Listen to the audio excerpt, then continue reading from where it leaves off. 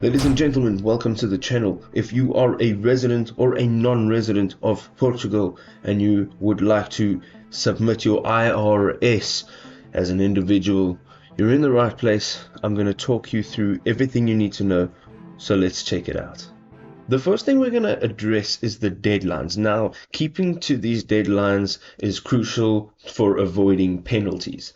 The opening for the IRS begins on the 1st of April of 1 year and ends on the 30th of June of the following year, which gives you 1 whole year to do your taxes.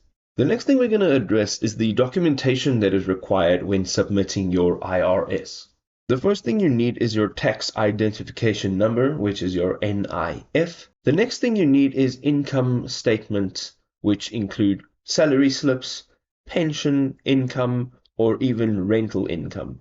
You also may need bank statements to verify any other income. You'll also need deductions and credit receipts for any deductions that are coming off of those statements.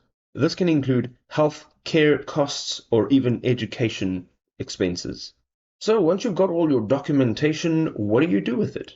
You can submit this online at the official Portuguese Tax Authority website, or by downloading the IRS forms, filling in the appropriate details, attaching the appropriate documentation, and sending it via post to the, of course, appropriate post station.